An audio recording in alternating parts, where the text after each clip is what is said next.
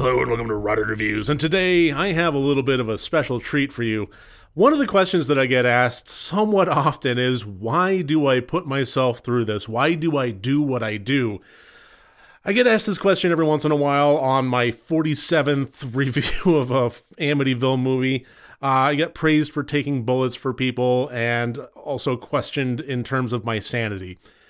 And I have to be honest, to answer that question completely and honestly, I would have to say that why I do what I do, besides the fact that I just love making content, is moments like today. Moments like this one right here.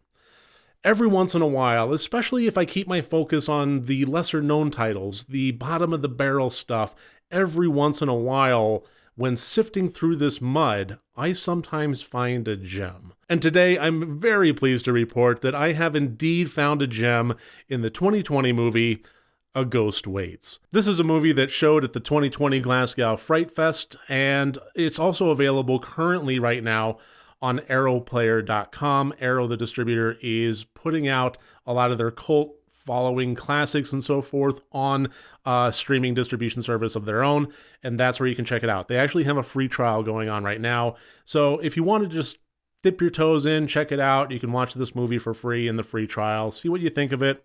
That's where I watched it. But regardless, I do have to admit that even just looking at the poster, which kind of looks somewhat clever, and looking at the synopsis, I was kind of reticent on clicking play on this one. I mean, it was a short watch, but at the same time, there's only so much time in the day. Do I really want to invest the channel in this? Sometimes decisions have to get made, and something about it kind of compelled me. And I have never been more glad to have made the decision that I did and with this film right here. Before I hype this up too much, I do want to just preface this by saying that this is not the best movie in the world. I'm not going to say that at the end of 2021, this is going to make my top 10 watches. But what I will say is that for a micro-budget sleeper movie, this wound up being such a hit for me that I am just enthusiastically recommending it. Written and directed by Adam Stovall, and also written by its lead actor of McLeod Andrews, who plays Jack. And Jack is going in to a house that he is responsible for the cleanup of. The previous tenants, along with the previous tenants and the previous tenants and the previous tenants, it's a history with this house. Basically packed up, well, didn't even really pack up. They just fucking hightailed it. They were gone. No explanation. They just broke their lease and they left their stuff behind, Amityville style. And his job is to kind of look at the maintenance of it, do some cleanup, get it ready for the next people. And he also got some instructions from the owner of the house to try and find out, why do these people keep breaking their lease? So that's what he's doing. The first, I would say, third of this movie, right up to about half of this movie, is strictly a one-man play. And we watch Jack perform maintenance on the house, clean things up, try to make arrangements for the other stuff to be picked up. And while he's there, strange shit is happening. He's having weird dreams, doors are closing on their own, things like that. Typical haunting stuff. But what makes it remarkable is the nonplussed attitude that Jack has towards all of these things.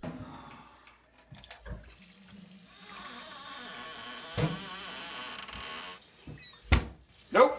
It's not that he doesn't care, and it's not that he's not afraid necessarily. It's simply just kind of, he's there to do a job, and what the fuck is going on here that's preventing him from doing it? Well, fuck you, I'm going to do it anyway, and that's what he does.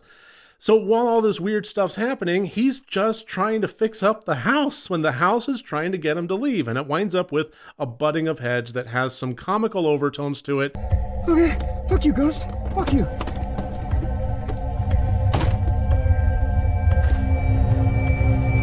I don't know what the fuck you are, but knock it the fuck off. Some of us have work to do. Until he finally meets the spirit that's doing this haunting, and we are introduced to the ghostly character of Muriel.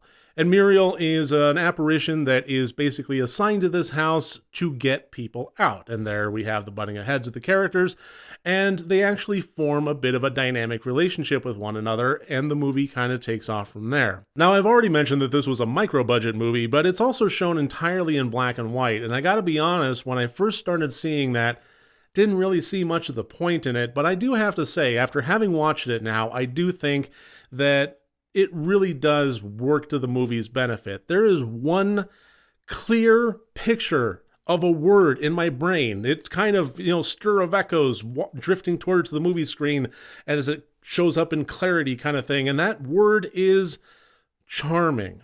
There's nothing about this that I would find riotously funny. I didn't laugh out loud and, have to pause the movie because I was having to compose myself and collect myself. But it was so damned charming. I found myself, I got some chuckles. I got tons of smiles throughout the entirety of the movie.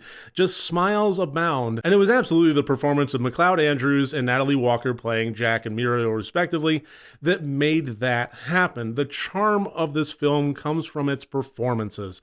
The dialogue was actually extraordinarily well written in this, as opposed to the movie that I reviewed previously yesterday, where the movie looked gorgeous, but the dialogue was just so poorly written that it just couldn't save it. This one kind of falls in the opposite end.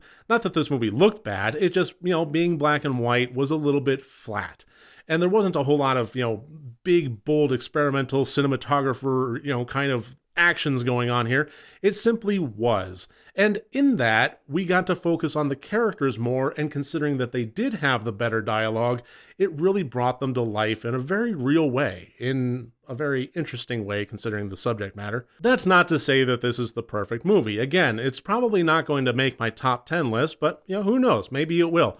But I do have to say that, there are plenty of blemishes and plenty of warts. In terms of the relationship between Jack and Muriel, it was a bit forced, it was a bit fast, but it wasn't so bad that it really detracted from the movie. As far as the relationship that they formed with one another, at the very least, it was not so blemished that I wasn't sold on it. The fact of the matter was, I was sold on it, and I did believe it, and even though it did feel fast, sometimes that's how relationships work. Likewise, some of the interactions and some of the dialogue, especially when we're talking about phone conversations, it's one of those things where the character's talking on the phone and we can hear the other end of it. That really didn't work out too well. Whoever was talking on the other end, especially as far as the property owner, every time when we had one of those calls, it felt wrong. It felt oddly paced. It wasn't quite right. So there are blemishes abound going on here, but none that were so unforgivable that it detracted from the movie and its charm. I really can't stress how much I was smiling from ear to ear, and considering the reticence that I had before clicking play on this one, I have to say that this is one of those sleeper hits that I am so happy to make a review on. If I can get other people watching this and hopefully enjoying it as much as I did, then I'm going to be such a happy camper. That's going to be one of those moments in which all the pain of making this channel is worth it. Now, one thing that I do kind of want to bring up, at the very least, because I kind of have to, and I'm going to keep this as spoiler-free as possible, I'm really going to be watching my words very carefully here, is this feels weird to talk about when we're talking about a movie that has to do with the relationship between a living person and a ghost. However, there is a certain romanticization of death in this movie in particular ways that I personally didn't find problematic. However, I can easily see other folks taking issue with it, and that's all right. It was one of those things where, as I was watching it, I really didn't take issue with it, but at the same time, I was also kind of grasping the arms of my chair going, ooh, that's going to be some conversation later. And so just kind of, at the very least, kind of fair warning, trigger warning, emotional journey warning on that one. It does deal with some difficult and problematic elements, and it does it in a romanticized version that might not sit too well with some folks. Again, everybody's level of sensitivity varies from person to person, and there's nothing wrong with that. It's at the very least something that I wanted to bring up. So, aside from that, and aside from some of the blemishes of this that are inherent in having a micro-budget production, I do have to say that I very, very strongly recommend this tiny little sleeper hit of a movie, A Ghost Waits, 2020. So thank you very much for joining me here today. I really look forward to seeing you on my next review. Remember, next time you want to watch a horror movie, first make sure that it's good and rotted.